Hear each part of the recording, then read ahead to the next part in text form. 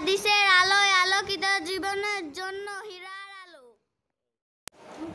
معنا نهج حياة جئنا تبصرة عن كل ضلال أعددنا بضع رسالات تحمل نورا للأجيال معنا نهج حياة جئنا الحمد لله وحده والصلاة والسلام على من لا نبي بعده আম্মা বাদ।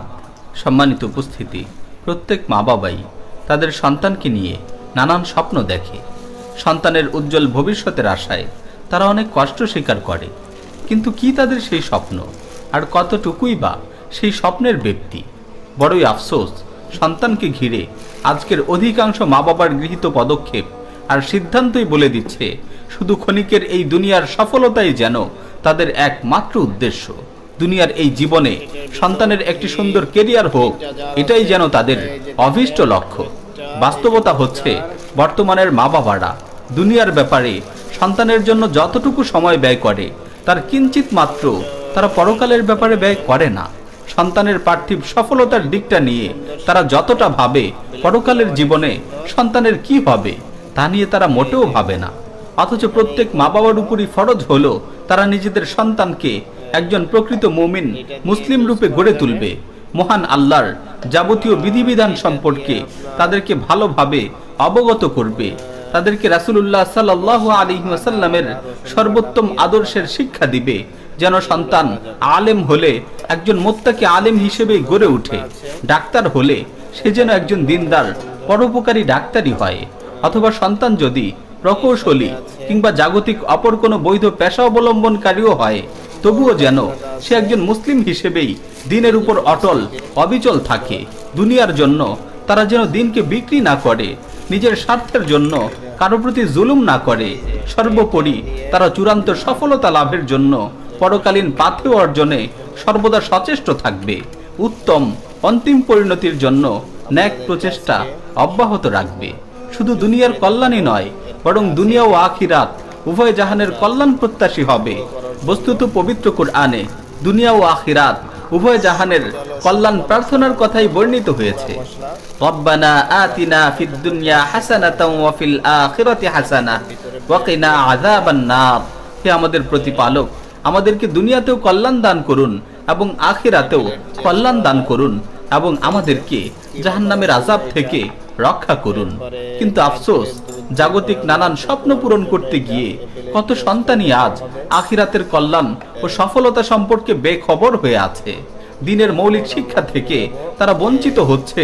মহান রবের পবিত্র কালাম কুরআন তিলাওয়াত শিখার ব্যাপারে তাদের সুযোগ মিলছে না। রাসূলুল্লাহ সাল্লাল্লাহু আলাইহি ওয়াসাল্লামের আলোকিত জীবনী, সাহাবায়ে কেরামের ঈমান দীপ্ত ঘটনাবলী, ইসলামের গৌরবময় ইতিহাস সম্পর্কেও তারা কিছুই জানতে পারছে না। কি এই জীবনের লক্ষ্য, কি মানব সৃষ্টির উদ্দেশ্য, কি আমাদের আদর্শ, এসব সম্পর্কে আজকের বেশিরভাগ শিশু, কিশোর, তরুণ যুবক একেবারে অজ্ঞ, উদাসীন হয়ে আছে। হে মুসলিম সন্তানের জনক জননী, আপনাদের পার্থিব স্বপ্ন পূরণের পেছনে পড়ে একজন মুসলিম সন্তানও যেন দিন বিমুখী না হয়ে যায়। দুনিয়ার অত্যাধিক মগ্নতায় যেন কোনো সন্তানই সত্য পথ থেকে বিচ্যুত না হয়ে যায়। মনে রাখবেন, আপনাদের প্রত্যেকটি সন্তান আল্লাহর পক্ষ থেকে আপনাদের কাছে সঞ্চিত রাখা এক আমানত। এই আমানতের ব্যাপারে কাল হাসরের ময়দানে অবশ্যই আপনাদের জিজ্ঞেস করা হবে। সন্তানের ব্যাপারে গৃহীত প্রতিটি সিদ্ধান্তের পূর্ণ হিসাবই আপনাদের দিতে হবে। সন্তানকে যদি দিন শেখানো না হয়, এই সন্তানই কাল চূড়ান্ত বিচারের দিন আপনার বিরুদ্ধে অভিযোগ করবে, আল্লাহর কাছে বিচার দেবে, হে আল্লাহ, আমার মা বাবা আমাকে দুনিয়াতে অনেক ছড়া কবিতা শিখিয়েছিল, অনেক গল্প কাহিনী শুনিয়েছিল, পার্থিব চাহিদাগুলো পূরণের পেছনে বহু অর্থ ব্যয় করেছিল, কিন্তু তোমার দিন সম্পর্কে আমাকে কিছুই শেখায়নি, হালাল হারামের ব্যাপারে আমাকে একটু অবগত করেনি। হে বাবা মায়েরা, সেদিন কি জবাব দিয়ে মুক্তি পাবেন? মনে রাখবেন, দুনিয়ার যেই সফলতা অর্জন করতে গিয়ে আখিরাতের সফলতা বরবাদ হয়, বস্তুত তা কখনো দুনিয়ার সফলতাই হতে পারে না। তাই হে সন্তানের জনক জননী, আপনাদের সন্তানদেরকে অবশ্যই দ্বীনি ইলম শিক্ষা দিন। যদি কোনো পুত্র সন্তানকে পার্থিব বৈধ পেশা অবলম্বনের আশায় ডাক্তার, ইঞ্জিনিয়ার ইত্যাদি বানানোর আশায় স্কুল কলেজেও পড়িয়ে থাকেন, তখনও এটা খেয়াল রাখতে হবে, তাদেরকে ফরজ আইন পরিমাণ ইলম অবশ্যই শেখাতে হবে, দ্বীনি মেজাজেই তাদেরকে গড়ে তুলতে হবে।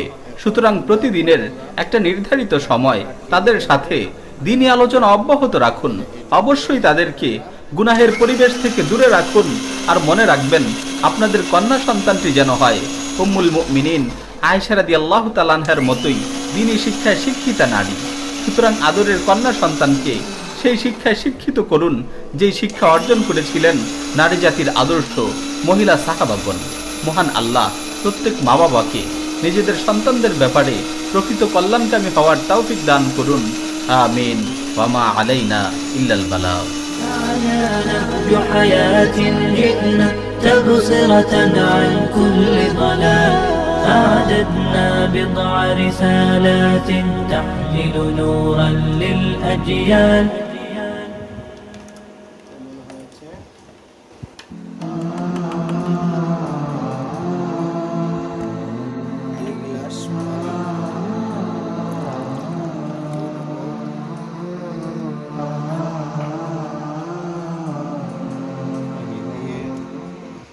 আজকে তুমি আনন্দ ফুর্তি করছো, আজকে তুমি ভোগ বিলাসিতায় মত্ত হয়ে আছো।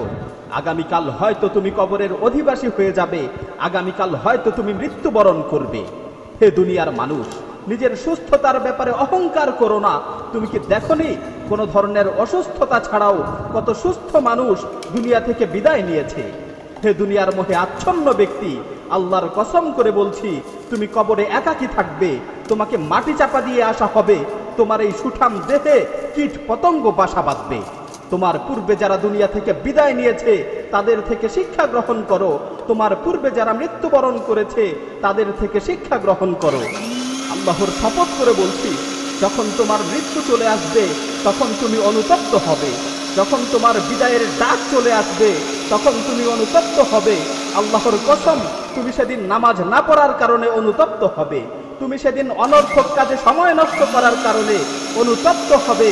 আমার প্রতিপালকের কসম করে বলছি, তুমি সেদিন নামাজ না পড়ার কারণে অনুতপ্ত হবে, তুমি সেদিন সময়ের অপচয় করার কারণে অনুতপ্ত হবে। কিন্তু সেদিন তোমার এই অনুশোচনা কোনো কাজে আসবে না।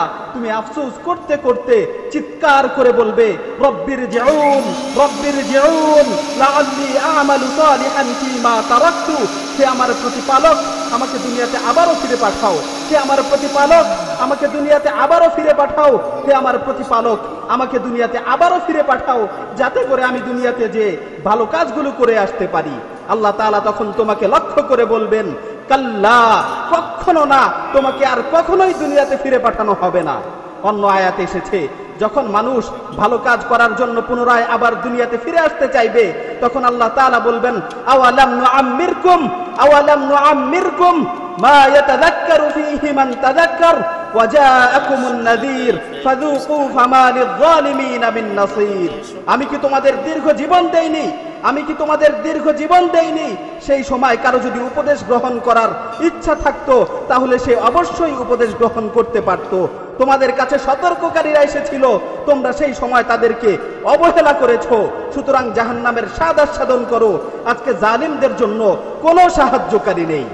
সুতরাং সময় থাকতে পাথেয় সংগ্রহ করো, জীবিত অবস্থায় তওবা করো, জানাজার খাটে শোয়ানোর পূর্বে নিজেকে শুধরানোর চেষ্টা করো। যদি পাথেয় সংগ্রহ না করেই তুমি আখিরাতের সফর শুরু করো তাহলে তুমি অনুতপ্ত হবে।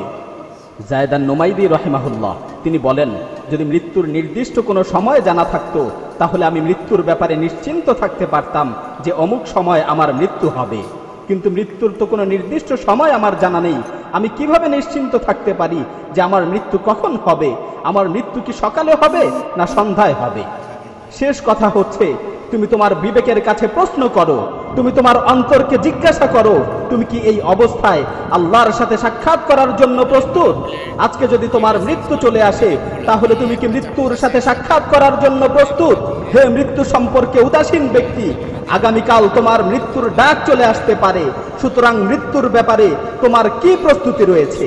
হে অনর্থক কাজে সময় নষ্টকারী, তুমি কখন জীবনের মূল্য বুঝবে? হ্যাঁ, তখনই তুমি জীবনের মূল্য বুঝবে যখন তোমার মৃত্যু চলে আসবে। হে দুনিয়ার মানুষ, আল্লাহকে ভয় করো, হে দুনিয়ার মানুষ, আল্লাহকে ভয় করো, যারা দুনিয়া ছেড়ে চলে গেছে তাদের থেকে শিক্ষা নাও।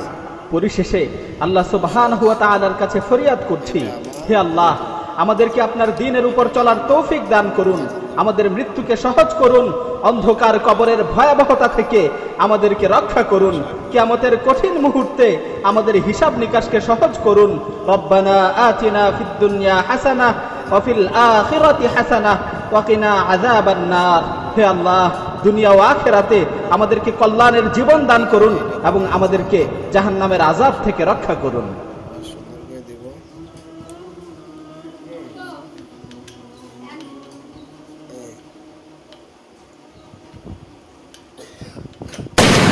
زمجرية بندقية واشمخي دوما فتية وازأري في الحرب هيا يا سلاح المدفعية আলহামদুলিল্লাহ আলহামদুলিল্লাহ ওয়াহদাহ ওয়াসসালাতু ওয়াসসালামু আলা মান লা নাবিয়্যা বা'দাহ আম্মা বা'দ।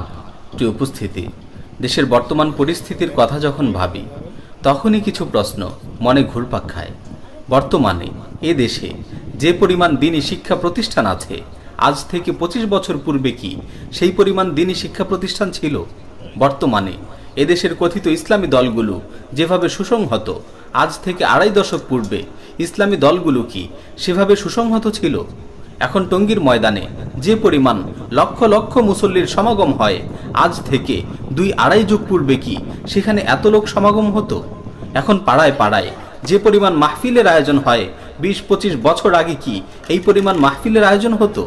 জানি আপনারা খুব সহজভাবেই এই প্রশ্নগুলোর উত্তরে বলবেন না, বর্তমান সময়ের তুলনায় তখন এসব এত বেশি বা জোরালো ছিল না। পূর্বের তুলনায় বর্তমানে দ্বীনের মেহনত সব দিকেই বেড়েছে। মসজিদ, মাদ্রাসা, মাহফিল, দ্বীনি সভা, সেমিনার, দাওয়াতে তাবলীগ ও চিল্লার জামাতের সংখ্যা অনেক অনেক বেড়েছে। এত আলেম ও দায়ী বাড়ছে, এত মেহনত চলছে, তবুও কি এদেশে নাস্তিকদের সংখ্যা কমেছে? পহেলা বৈশাখ ও 14ই ফেব্রুয়ারিতে উন্মাদ যুবক যুবতীদের অশ্লীলতা কি কমেছে? ফ্রি মিক্সিং, যত্রতত্র অবাধ মেলামেশা, ভার্সিটিতে প্রকাশ্যে বস্ত্রহরণ কি বন্ধ হয়েছে? ধর্ষণ ও যৌন হয়রানির সংখ্যা কি কমেছে? শাহবাগে অমানুষদের প্রকাশ্য র্যালি কি বন্ধ হয়েছে? হিসেব করে দেখুন, এসব পাপাচার আর অপরাধের মাত্রা বিগত সময় থেকে বহুগুণ বেড়েছে। সমাজের রন্ধ্রে রন্ধ্রে বেহায়াপনা ছড়িয়ে পড়েছে। কিন্তু কেন? এত মসজিদ, এত মাদ্রাসা, এত ইসলামী দল, এত মুসল্লি, এত ইসলামী চিন্তাবিদ, তারপরও এগুলো বাড়ছে। এর কারণ কি? কারণ আজকের মুসলিমরা ততটুকুই ইসলাম পালন করছে যতটুকু ইসলাম এদেশের জাতীয়তাবাদী, সেকুলার, গণতান্ত্রিক, কুফরি সংবিধান অনুমোদন দেয়। এক কথায় বাবুরাম সাপুড়ে মার্কা ইসলাম, যাকে মডারেট ইসলাম বা আমেরিকান ইসলাম বলা হয়। যতটুকু ইসলাম পালনে আমেরিকার খুশি বহাল থাকে, ততটুকুরই বেশ চর্চা চলছে। আর ইসলামের যেসব বিধান প্রতিষ্ঠা করলে অন্যায়, অত্যাচার, অশ্লীলতা, পাপাচার একেবারে দূর হয়ে যাবে, সেসব বিধান প্রতিষ্ঠা বা পালনের উপরই রয়েছে আমেরিকার অসন্তুষ্টি। তাই এগুলোর আলোচনাও তেমন হয় না, কিতাবের পাতার মাঝেই তা সীমাবদ্ধ হয়ে আছে। কিছু কিছু আমলের আলোচনা খুব শোনা যায়, কিন্তু যেসব পরিবেশে গেলে শুধু আমলই নয়, ঈমানও বিনষ্ট হওয়ার আশঙ্কা, সেসব পরিবেশের বিরুদ্ধে জোরালো বক্তব্য শোনা যায় না। এজন্যই মেয়েটি হিজাব পরছে ঠিক, কিন্তু পহেলা বৈশাখেও যাচ্ছে। ছেলেটি মাথায় টুপি দিয়ে, চিবুকে দাড়ি রেখে, গলায় তসবি ঝুলিয়ে শাহবাগে যাচ্ছে। মুসলিমও পরিচয় দিচ্ছে, আবার পূজা মণ্ডপে গিয়েও আনন্দ করছে। এক কথায় পাশ্চাত্য ও গণতন্ত্র পূজারীরা যেভাবে ধর্ম পালনে সন্তুষ্ট, ঠিক সেভাবেই পালন করা হচ্ছে।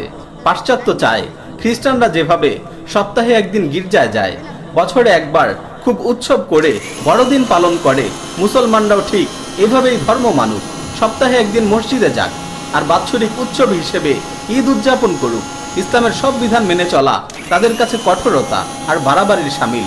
ওরা আরো চায় সবাই মিলেমিশে একে অপরের ধর্মীয় উৎসব পালন করুক। এজন্যই ঈমান বিধ্বংসী স্লোগানও বানানো হয়েছে, ধর্ম যার যার, উৎসব সবার, নাউজুবিল্লাহ। মানে মুসলিমরাও দুর্গাপূজায় উপস্থিত হোক।